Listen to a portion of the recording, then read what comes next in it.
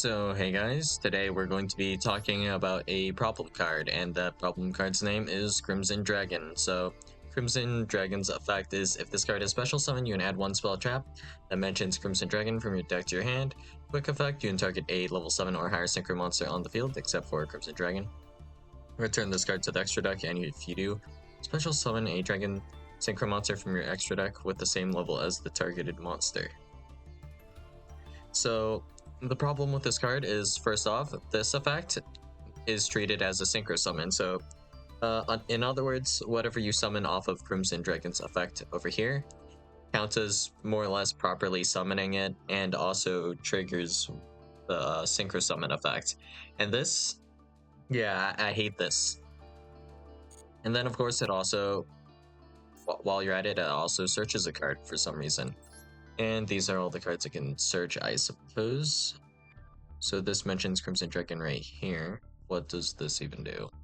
Well, I won't worry about it too much, I guess. I believe the most relevant ones should be these two. So it should be Scrap Iron, Sacred Statue, and then Synchro Rumble. So the effect of Synchro Rumble is that you can target any tuner or a level 7 or 8 Dragon Synchro monster in your graveyard, special summon it in defense position, and then after this effect specifically resolves, you are going to be synchro locked, so you can do whatever you want before then, which is kind of annoying, but alright. If a level 7 or 8 Dragon Synchro monster or Crimson Dragon you control would be destroyed by battle or card effect, you can banish this card from your graveyard instead. So it also has protection effect, which is just moderately annoying, considering you get to search it off of Crimson Dragon and then still utilize this effect. So yeah, pretty obnoxious in general. So I think these two are like the most relevant things you can search off of Crimson Dragon. I don't think these two do that much. Maybe, I guess, Synchro World could be useful in some cases, but the more generically usable ones would be Synchro Rumble and Scrap Iron, Sacred Statue, being able to bring back like a Cosmic Blazer. So the really annoying thing about Crimson Dragon, of course, is that it has some disgusting targets. Well, had or has, it's perspective, I guess. So we have this bad boy, Hot Red Dragon Arcfiend King Calamity. This has the effect of when this is synchro summoned, you can activate this effect. So it can miss timing because it says when, which is probably fine, honestly. For the rest of this turn, your opponent cannot activate cards or effects on the field. Your opponent cannot activate cards or effects in response to this effect's activation. If this card destroys a monster by battle, inflict damage to your opponent equal to that monster's original attack. If this card in its owner's possession is destroyed by an opponent's card, you can target one level 8 or lower Dark Dragon Synchro monster in your graveyard, special summon it. So honestly, these two effects, nobody cares. This first effect here, you can activate this effect. For the rest of this turn, your opponent cannot activate cards or effects on the field. And also, this effect is not respondable. Well, yeah, you can't respond to this with anything. So it's spell speed 4, Kali Yuga-like effect here, which is hella annoying. And this is only on Synchro Summon and only for the current turn, which this little Crimson Dragon right here bypasses essentially both things that make this kind of annoying to do to some extent. So first off, it actually counts as a synchro summon, so this effect will indeed be triggered. And then there's also the fact that the summoning condition for this is moderately annoying.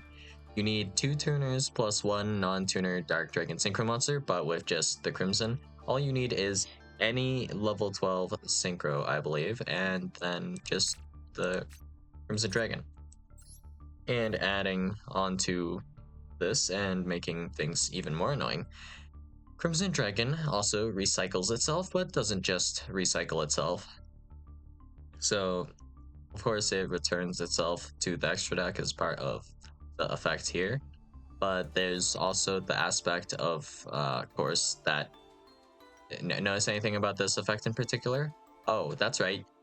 You can use this whenever you want. So with some other quick synchro methods and ways you would have to summon the King Calamity on your opponent's turn, you would have to at least wait till the main phase. So Kaiju could technically out this, right? But if we have Crimson Dragon here, we can, in draw phase, King Calamity our opponent, so they don't even have a window to activate anything. So this is a little bit different from Kali Yuga, because Kali Yuga's effect applies immediately when it is special summoned.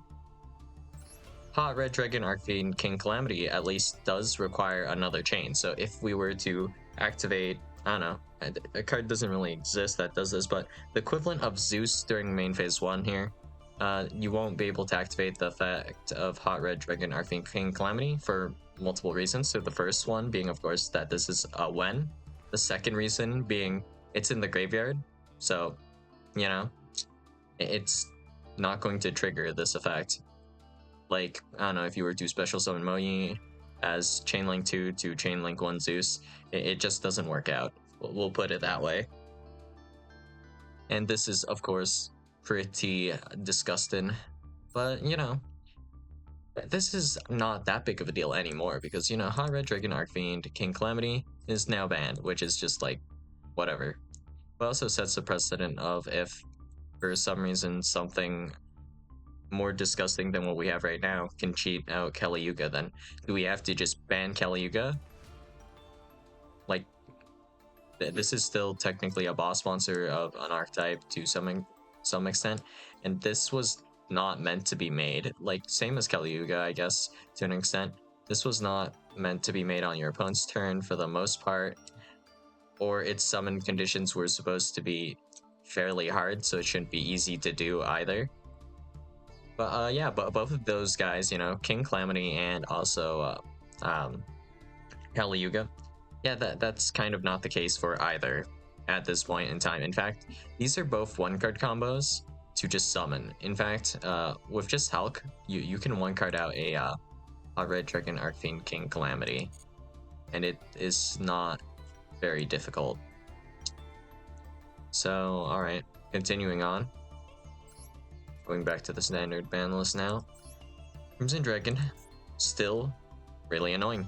So right now, the most annoying thing it's doing, I don't know if this card will get worse over time or not, but it gives the vibes of maybe we shouldn't have printed this, but alright. So basic idea with Centurion, if we go really low roll here, with the Centurion cards, what we can do here is we can go, you know, maybe normal summon Primera, grab stand up Centurion, special summon Trudea. Trudea puts Gargoyle in the back row, and then we use Gargoyle plus Primera to synchro summon into Auxilla. And this will make sure we have a card for next turn in the back row to special summon to do a synchro summon with on the following turn with stand up Centurion. Because Auxilla will set a guy in the back row, we'll have 1-2 Primera plus Trudea, and that will enable us to make Crimson Dragon. So what we can do here with Centurion is we can get 2 Omni Negates off of just a 1-card combo here, and technically this does not even require your normal summon depending on exactly what we open here. If we open Stand Up Centurion, we can do Stand Up Centurion, special summon Trudea. Trudea summons Primera, and then we grab Wake Up. And then after that, we just make Auxilla. And then it's like the same thing, and that does not require your normal summon, and we get to make a Synchro 12 on our opponent's turn. Next turn. That's kind of how that works, and of course there's like the White Forest stuff, which can also get into Primera, and a few other things actually. I think Super Heavy Samurai can probably do some things as well. I mean, yeah. That's kind of how this line goes, at least, and basic idea here is that you're going to make Auxilla. Next turn we can make Crimson Dragon, and we can grab the Synchro Rumble here for follow-up. Use Primera will be in the graveyard after being used as Synchro material on turn 2. We can bring it back and start comboing again and doing things on turn 3 when we summon Crimson Dragon off of this effect. And then the other thing we do is we can actually go ahead and synchro into a Blazar. So of course, keeping in mind that this is a 1-card combo. So if we were to just do this, it's still fairly annoying. Before we account for what we search off of Auxilla, which you have 2 options, you have Phalanx and then you have True Awakening. And there's a little bit of nuance to both, but in general, they're both interruptions. One of them being a banish for a turn and then specifically special summon on the next turn. And then we have True Awakening, which is going to be an Omni Negate. Kinda jank, though, honestly, a little bit. But alright. So the thing about Crimson Dragon, if we were playing it in Centurion, though, what we can do is if we have enough engine or a certain engine, we should be able to go ahead, make Auxilla, and then make Crimson Dragon, or we can make Crimson Dragon and then Auxilla. Order doesn't really matter, and maybe we need Synchro Rumble to get a tuner for Auxilla. Either way is fine, but basic idea here is we can Crimson Dragon, return itself to the extra deck, summon Cosmic Blazar, and then we can go ahead and target the Auxilla to do so. So that'll happen, and then the next turn after this, what we can do, so this would be turn 2 now, and we would have a Cosmic Blazar, then Centurion, Auxilla on our end board. We can go ahead and during the start of main phase 1, we can immediately go ahead and make Crimson Dragon again. And I mean, you probably don't have another target for Crimson Dragon, but if you did, you'd be able to just add whatever that target is, just once again, just cause, I suppose. And then we can do this effect over here. Again, the effect, of course, is hard once per turn. So you can only use each effect of Crimson Dragon once per turn, but it is now, in fact, a new turn. So what we can do now is we can, for example, we can tag out into another Cosmic Blazar. And Cosmic Blazar has this lovely attribute called it must be Synchro Summoned, which it properly is, and also has no hard once per turn. So now you have to deal with Cosmic Blazar now. So Cosmic Blazar would be worse to deal with than, for example, a Baron, of course.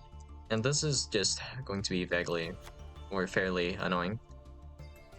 Because Baron, you can droplet Baron, but you can't really droplet Cosmic Blazar in the same way. So if we were to just use this example, if we go Raigeki and then Forbidden Droplet, you would be able to bait out like the Baron Negate, and then you won't have to deal with Baron Negate on the following turn. And or we can wipe out the Baron here, depending on whatever we're trying to activate exactly. Like maybe it's a search card that's fairly powerful. Maybe it's something else. It doesn't really matter what we're activating, but basic idea is we can droplet the Baron, right? As a higher chain link with droplet with Cosmic Blazar here, it banishes itself for cost, as you can see right here. So because it banishes itself for cost, it can't be targeted by anything, and anything that affects anything on the field, honestly, can't really deal with Cosmic Blazar Dragon. In fact, if you have Skill Drain as well, you can still utilize the Omni Negate of Cosmic Blazar Dragon under Skill Drain, which is pretty disgusting. But yeah, we can activate Cosmic Blazar, and then you would have to also deal with Cosmic Blazar's Negate on every single subsequent turn. And it's just something you have to deal with, which is really annoying. And of course, Cosmic Blazar Dragon. The materials to make this behemoth, this requires essentially, well, what should have been 6 monsters. So if you look closely here, this is Tuner Synchro Monster, and this is non-tuner Synchro Monsters. And Synchros in general, well, you can technically use tokens. You would need to go ahead and make a Synchro Monster. So to do that, you would need essentially a tuner, non-tuner, and then for the non-tuner Synchro Monsters, same thing. So that brings us to at least more or less 6 monsters to make a Cosmic Blazar. But with this here, we're essentially able to make Cosmic Blazar with one card, which is pretty absurd considering how difficult it should be to summon. So Auxilia, you could argue is like kind of a requirement, but Auxilia also does its own things, setting up for next turn, getting you like that one body, and also getting you a interrupt. So we can give this a value of like 2, for example, and this would also have a value of 2, and then this would have, I guess, like, kind of depends, but this is essentially only going to be 1 negate, but it gets worse with every single turn that you can't out it, and this is just kind of an advantage machine that you can kind of just keep printing with Crimson Dragon. I mean, worst case scenario, we're staring down Cosmic Blazer Dragon and we're staring down 3 of them, and technically you can summon more than just Cosmic Blazer off of Crimson Dragon, but this is the example I want to go with here. So there's also the fact that Crimson Dragon, of course, keeps getting recycled, so you only have to run the 1 Crimson Dragon. So if we were to look at Cosmic Blazer Dragon, just to actually summon it properly, we would need 3 extra deck slots plus Cosmic Blazer. So that's pretty much the entirety of my extra deck right now. Well, pretty close to it, you know? So that's 4 slots, and we're at 6 right now, so not too far off. But this brings it down to 3, and it's much simpler to do so. And of course, this also reduces the guys you need in the main deck as well. So if we were to break it down in another way, just to summon a single Cosmic Blazer, this would be like 6 guys in the main deck with an asterisk, because technically we can still use tokens, but for the most part it's by around like 6 guys here, and then also 3 extra guys here in the extra deck, and that's just to make essentially what's 1 Omnia Gate. So we can say that's like a Baron de Fleur with an asterisk. But another way we could look at this is that Baron de Fleur has the effect to Omni negate once while it is face up on the field, so we could technically SP banish it till the end phase, and that kind of refreshes Baron's Omni negate. So essentially, Cosmic Blazer is just Baron plus SP that can only target itself. So if we look at it that way, Baron de Fleur right now, we can assign this a value of 1, and then SP, we could assign that a value of 1 every turn after we don't have to, well, I guess we wouldn't have to account for the banish on summon for the SP, because we wouldn't be able to use that effect on subsequent turns.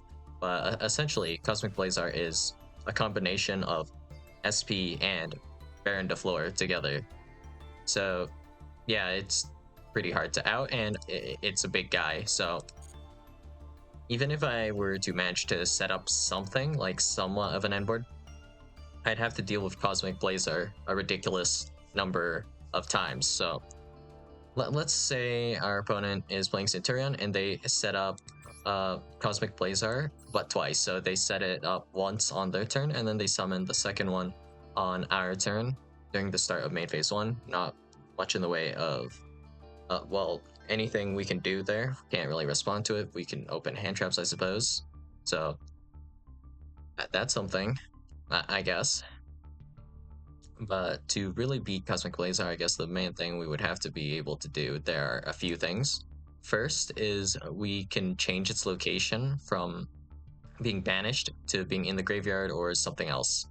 So if it's no longer banished, it can't be special summoned. The other thing is non-respondable non-respondable cards. There are a few ways you can kind of moderately deal with this, but it's really annoying, I suppose. So if we're just looking at Cosmic Blazer alone, you have to also consider whatever you're setting up. If your opponent, well, if you start a chain or use any effects, your opponent can technically activate Cosmic Blazer to negate that effect, and then it'll be banished. So then you wouldn't be able to remove it with like Underworld Goddess, because it's not on the field to be goddessed. So yeah, that's fairly rough. And then there's also the aspect of the fact that it comes back every single turn. So if we combine all those things, we can picture this, right? So our opponent's going to have 2 Cosmic Blazar. Let's assume we somehow can play after getting hit by 2 Omni Negates. Alright, but there's no lethal to be found here. So then the next turn, even if we set up interruptions on turn 2, we can't really utilize them effectively because of Cosmic Blazar for 2 different reasons. One, these guys are 4K 4K, so they're pretty big and can run over your guys before you can even utilize them as negate. So, for example, we have maybe like, we'll say a Shishao. This is a 2.8k guy. We might have, I don't know, like Rukelos, or even like a Kaleido Heart. Kaleido is only 3.5k, right? No, not even. It's just 3k. I messed that up. All right. But yeah, it's still smaller no matter what. It's smaller than Cosmic Blazar. Blazar can simply run over by battle. And if you were to attempt to do something, we can Omni Negate twice here. And then passing back to your second turn now overall. So that would be turn 4, assuming they can't lethal because they had to use Cosmic Blazar or something like that.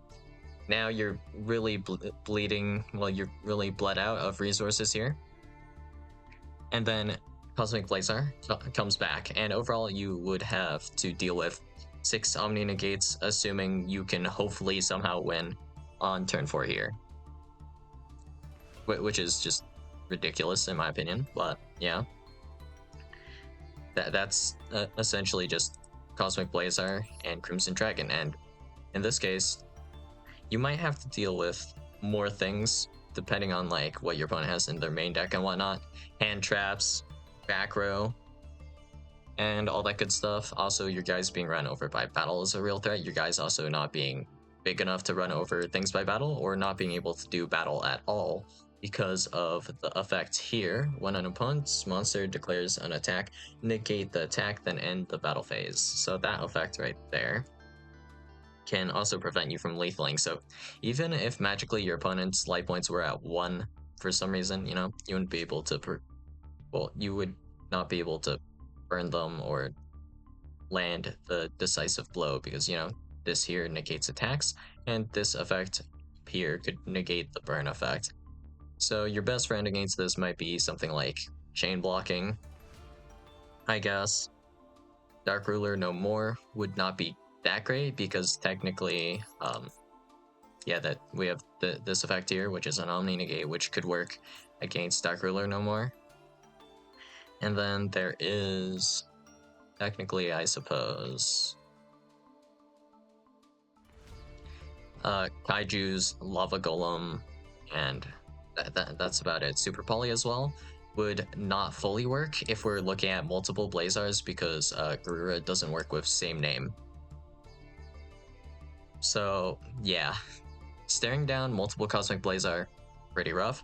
And Crimson Dragon, of course, yeah, I feel this card's kind of problematic. Even without all the things I said, this card just builds a ridiculous amount of advantage and sets up follow-up. So if we just look at what this card essentially enables on its own right here, this is going to give us an Omni Negate, and not just any Omni Negate, it's one of the best Omnis in the game. Then we have the effect to special summon a Synchro, or not Synchro, a Tuner, and that will get us follow-up when we special summon back the Primera. And the Primera can full on by itself go into like an Auxilio or something like that. So it's a bunch of somewhat small things that just add up, essentially. And it also recycles itself, so you don't have to run multiple Crimson Dragon, which is pretty disgusting, honestly. So this would be similar a little bit to how Baron de Fleur actually can put itself back into the extra deck and get you a guy, but on crack, really. So this would be like, I guess, imagine if we could do this with, let's see, what's the most disgusting thing I can think of? Just imagine IP returning itself from the graveyard whenever you use this as link material, and then you can also, while you're at it, maybe add another card that does something, like, I don't know, special summon a link monster from the graveyard, and also return itself to the extra deck, and then you just keep cycling that over and over again.